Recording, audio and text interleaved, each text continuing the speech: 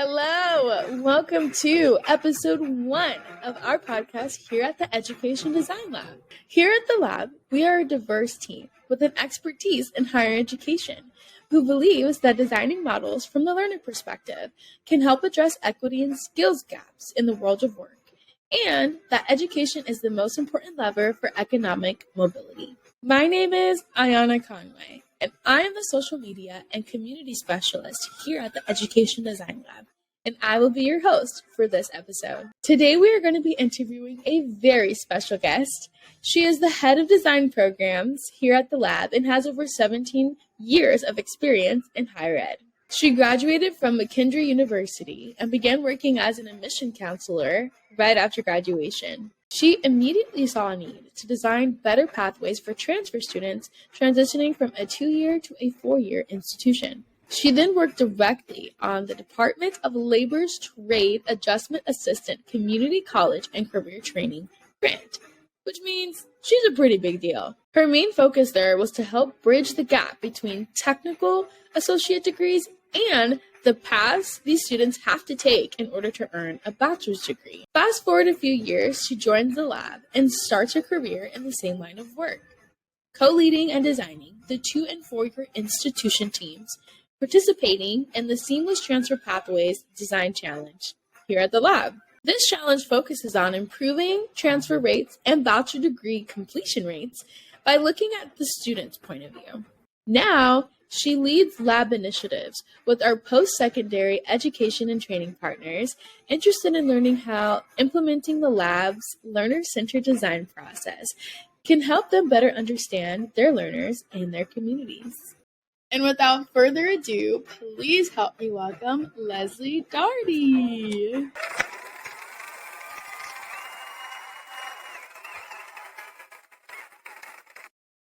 Thank you so much, Leslie, for joining us here today and taking out the time to be our very first guest on our podcast here at the lab. How are you feeling? I'm feeling great. Thank you so much for having me and inviting me, and also just for, bringing a new platform for us to be able to talk about the work that we do at the lab and to learn from others. So excited to be here. Oh, we're 10 times more excited to have you. If you didn't know who Leslie is and you didn't have any idea what the lab is all about, now you know. Leslie, how does it feel to be yet another guest on a higher ed podcast? Well, it feels amazing. I love being on podcasts in general, but this is a little different because this is my first video podcast. So it's a little bit different of a prep, perhaps, than in the past when it's just an audio podcast. So excited. Yeah, I know. I mean, the podcasts have grown tremendously.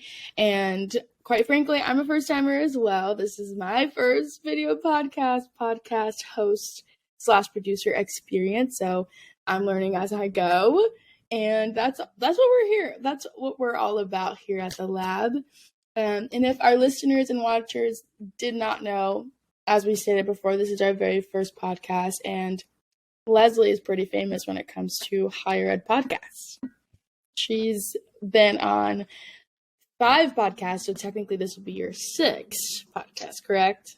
Yes. Yeah. My first podcast was in 2017, so actually right before I came to the lab, and perhaps just a different time of podcasting and remote work and all sorts of different things in 2017 compared to today. I know. 2017 to now is a drastic change in terms of technology and just everything that we have access to nowadays. But speaking of podcasts and being a guest, after you finish recording and it's public, do you actually sit and listen to yourself on the podcast? That's a great question. And I will say eventually, but I also, I don't know, like there's just something I think about my own voice. And it's just one of those things where I'm like, okay, maybe if I have my mom or like my partner listen first, and they're also super supportive human beings, which is also helpful. And they're like, yes, it sounded great. And then I will go back and listen. But I will tell you too that I always do it like when I'm walking, or something else. So, it gives me a little bit of I don't know. I need that sort of like encouragement, right? And then to listen and then to be able to go out and, do it. And I think that's actually how I listen to almost all of my podcasts. Like, well, I'm walking or out doing other things. So, yeah. Good to know. You got to stay active when you're listening to a podcast. But I totally agree with you, Leslie. I actually have that kind of pet peeve myself. It is definitely super strange to listen back to your own voice. So we'll see how this podcast host pans out for me here at the lab. I'm sure it'll turn out great. It's more so a me thing than it is anything else. 100%.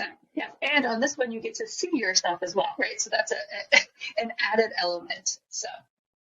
I know. We're all about visual and being visible here in the higher ed space. So, Leslie, we invited you here as a guest on our very first podcast to hear more about how someone should prepare to be a guest on a podcast. And given that you are a seasoned professional, what would you say is something that guests should do in order to prepare? I think the first thing, which right now we can do that with this, is to listen to the podcast that you're going to be on, right? All podcasts and the ones that I have been on before have a different cadence, different hosts. So I think really acclimating yourself to, what is the podcast about? Like, what does it feel like? Is it a lot of questions from the host? Is it more you talking? But just really spending some time listening, right? So you can just know more about specifically like how it looks and how it feels from other guests' perspectives, so that you're ready when you walk into the door, open the Zoom, whatever it is. Now when we talk about, but I think that's the most important thing. Like, make sure that like that podcast. Yeah. And being that this is our very first episode, we technically don't have, our episodes for you to be able to research, but given that we are both employees at the lab, we kind of are familiar with each other's work and what the lab is all about. So hopefully that kind of helped you prepare for this episode. And speaking of the pre-production process, would you say that it's pretty much industry standard to have some sort of pre-podcast chat before you actually sit down and film? Yes. It's happened on every podcast that I've been, whether or not that has happened like in person or online, or even through perhaps some Google Docs or whatever that is before. But definitely 100%. It's been great to kind of, again, like put us into that mindset of what are we going to be talking about? Like, why is it important that we're having this conversation today? I will say that this and maybe one or two other podcasts are the only ones where I've been the only guest. A lot of times there are multiple guests, right? So you want to be able to not only feel comfortable with the host and understand the technology, but all the other guests as well, especially if you are recording with multiple people. Yeah, I could only imagine, pardon me, I could only imagine being in a room full of people that you don't necessarily know. So being more familiar and acclimated with that person and kind of their conversation style and how they interact with one another is definitely going to play a part in having a successful podcast, let alone being a successful and prepared guest. 100%. And how your work intersects, right? That's a big piece, because you're often on a podcast to talk about a specific opportunity or things that are happening within the space where you're the expert. So to understand how your work connects to others is really important. If you are listening instead of watching, Leslie and I had our own chance to have our own pre-podcast chat. And so I definitely see how much that is helpful for the podcast preparation and producing aspect of it. So definitely recommend, if you are preparing to be a guest on a podcast, to have some sort of touch base before you actually sit down and film. Do you agree, Leslie? 100%. 100%. Now, the question we've all been waiting for, Leslie, is what are your top 3 podcast guest tips? We talked about it a little bit, like know your host, know the podcast, like set up, how long you're going to be there, what are some of the questions, are there additional guests? That's all in one. Okay, so I'm right. The other thing too is like, right, make sure that your space is conducive to be able to record. Make sure that you are familiar with the technology. Before we recorded this, I said I am making a big mistake as a podcast guest because I have animals, a dog and a cat in the room with me. And a lot of times, sometimes that doesn't work out very well. But I think you need to really think about your space, right? Think about the technology. And then I think the other thing is, and this is something that is sometimes I have to remind myself, like you are being invited, right? Because you have a great, view or understanding of the topic at hand. So, go in with some confidence in knowing, right, that you've been invited to be a part of this discussion. And so go in with that and just have fun, right? It's a really cool experience, especially, right, being able to connect with others in the field. Yes, Leslie, you definitely need to have fun. If you're not in it for the fun, I don't know what you're doing it for. 100%. Exactly. And now that we've kind of talked about, preparing for a podcast and kind of the production side of a podcast, let's talk about the favorite part you and I both love, listening to our voice. After you record a podcast, Leslie, how much of the actual interview would you say makes the final cut? In my experience, it's been almost all of it in some way, shape, or form. But I think that's because we walked in knowing how long we had to record, right? So knowing that the podcast was going to be an hour felt and looked different to me as a guest when I was preparing my answers or even thinking about the topic and what I wanted to convey during that time. So a lot of times I would say most of it, I really appreciate, and I almost said it right, I really appreciate those that take out some of those pieces, right? Where, again, listening to yourself. I've already done it on this podcast. I'm like, do not say 100% again because you've done it 3 times, right? But I think it's having that conversation, and working with like the host to have that, and also advocating for yourself when you felt like perhaps you didn't convey the message that you were hoping to, or stumbled in some way, shape, or form. So, those parts are cut out. But I think, again, if you have that really powerful prep, you can go in there and be able to say what you need to say and have those conversations and really not have a lot of that dialogue cut in post-production. Okay. And, sometimes it's not going to be 100% perfect either. And I think having that on the forefront is definitely going to help the overall process, I guess you could say, from a podcast. Great. Well, I think, right, the recognition that we're all humans, right, in this field, and we're having these conversations and we're being very real, right, about the topics and about what we're learning and about the learners, at the lab that we're working with on a daily basis. And so being 99%, I'll say that, right, instead of 100%, perfect, right, isn't the real lived experiences of how we're working every single day. And so having that come across, I think, is really important in the mediums that we're talking about our work. Now I'm like hesitant because I definitely want to say 100%, but it's totally fine. Speaking of all the good stuff being packaged in a podcast, Leslie, what do you wish you knew before being a podcast guest? Maybe even some yays or frustrations that you had? Again, I've been super lucky with all of the guests and the hosts that I've been a part of. But I think too, a lot of it is, can we have a running list of questions that we think that we're going to get to? We don't normally get to them all, and sometimes conversations change, and we want to be able to have that fluidity.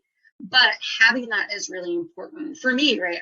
I'm somebody that likes to be prepared, right? So having that is really important. The other thing that I will say that has been frustrating in the past is that when you can sort of feel that the host doesn't have a grasp or perhaps hasn't been able to read or be a part of the material that you're talking about in that moment, right? Because you only have like 30 minutes, or an hour, whatever that time. It is a short time. And if you're sharing it with people, you kind of want to jump right in right? So what are these big insights, and not have to perhaps go into some of the background information in those ways. And so I think for me, that's been too, I'm like, oh, we didn't get to write the heart of what we were talking about because of the time, and because perhaps the host hadn't had that background information. So I think that's really, the only sort of frustration that I've had in the past. But again, that it hasn't happened very often.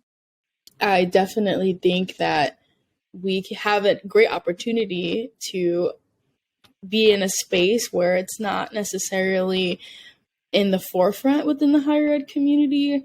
You do see certain higher ed professionals, like yourself, who are guests on podcasts, but I think there is room for a higher ed centric podcast to really take off and grow. And it's just super exciting that we're doing that here at the lab. Yeah, I love that. And like I said, I listen to podcasts when I'm walking, or I'm driving, or I'm grocery shopping, all of those things. And I think, any time that we can take those learning experiences and put them into a medium where people can consume them, that's not just at your desk reading, or these things like are really important, like for the field, and also just for our own professional and personal growth. Love that, Leslie. Well, would you happen to have any takeaways from your experience being on other podcasts that the lab should utilize or take into consideration as we continue to develop? That's a great question. I think, some of the things that I've talked about before, like ensuring, right, that we have the right setup, that we are being really, forthcoming with what the topic is going to be. And we have done our own internal research, right, on that piece. And I also think the other thing is too, that it's okay to have guests that have differing opinions on some things. And so that might be something as we think about, right, the world of work, which is very diverse and there are a lot of things going in, to be able to bring in those different conversations that perhaps are all aligned, right, on those outcomes and that impact. I think that just, again, it helps us think differently and outside perhaps our lived experiences in the boxes that we live in as designers at the lab. So I would encourage you, like, let's find those that are doing similar work, and let's find others, right, with diverse perspectives, so we can push ourselves, again, as professionals in our thinking around the work that we do. Yeah, I definitely haven't seen much of like a contradictory sort of topic or guest kind of banter back and forth, and it still be like super entertaining and amplifying to within the higher ed space. That is. Speaking of higher ed, are there any topics offhand that maybe you're seeing a trend in, similar to your "What's up with that" here in the lab? Yes. So, well, I think, right, so trending higher education, I think that there are also some, and why I do the what's up with that segment at the lab, is to also talk about some of like the historical, like, context behind higher education and what that means and how it really impacts all of our work. We just, we're talking about accreditation a couple of years ago, right? That, or a couple of months ago, that is something that really impacts our work. So I think that is super important to understand that. But I also think, right, that there are so many amazing people out there really trying to think about how can we better support learners. And that support looks so different in higher education. We're talking about academic support in one way, non-academic support, community support. So I think that would be, something that I would ask us to really expand. Like, what does that word support mean? And how are people doing that differently, not only within higher education, right, but from all of the different sort of human services background, and how do we see that really impacting the learners, with what our goal is, right, is to get them into family sustaining jobs, right, and to get them to their own personal goals. So how can we think about that? And so I guess, yeah, I would think about beyond, what does really support mean, and who are the other people in the field doing that, and how can we learn from them, as we work in this very, smallish, right, space of higher education. Yeah, I want to kind of throw in my supervisor, Stephanie. If you do not know who Stephanie is, hopefully she'll feel comfortable being a guest, but she is all about amplifying our partners and our what we like to call innovator network, and showing how we can help support them and how they kind of help support us and vice versa. So to piggyback on that idea of support, that will definitely be a central focus here at our podcast here at the lab. Now, at the end of every podcast, Leslie, we would like to ask our featured guest some sort of thought-provoking question. So the question for you is, who would you like to see next on our podcast?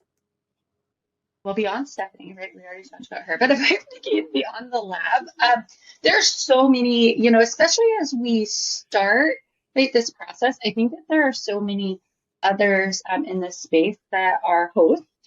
So I'm, interested, an interesting thought might be interviewing a host next to talk about that experience, but also, why they were excited to get into this space. And so one of my favorite higher ed podcast hosts, we'll say this, is my friend, Dr. Matt Newland. And so Matt Newland actually hosts a podcast called the Rural College Student Experience. So he has a student come in and talk about sort of what's happening within their life in the rural experience. And then he brings a professional in to have that conversation. And the student also becomes the co-host. So it's just a really cool experience that he's put together. And so anyway, I'm thinking again, like me as sort of the podcast guest person, like having a host, somebody like Matt that has experience on both sides might be interesting to learn more as we continue to prototype, right, and launch this podcast at the lab.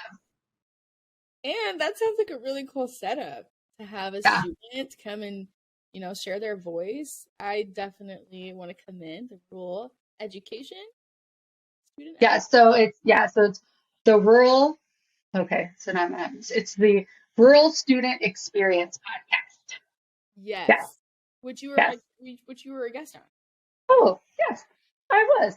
In fact, yes, with an amazing student, right, that I learned so much from. So that's why one of my favorite podcasts to be on, to have that experience and be able to talk to students is so important to our work at the lab, and to be able to have that experience in a podcast was super cool. And so, and that's doing that in a lot of different spaces. So you'd definitely be somebody that I would recommend talking to.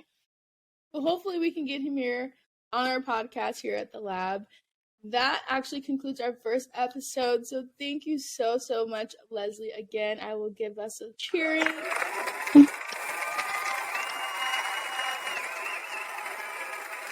I love this platform. I love the ability that we have the opportunity to create a video podcast on Riverside. So shout out to them, and shout out to you, Leslie, for taking the time out to be here today. We greatly appreciate all the tips that you were able to provide for anyone who is looking to be a podcast guest. You're welcome. And thank you again. Like I said, thank you so much for bringing this and, exploring this medium. And I think, again, I'm just really excited to see it grow, just like we have had so much growth in the lab in the past few years. This is the perfect complement to that. So thanks to you and the rest of the comms team.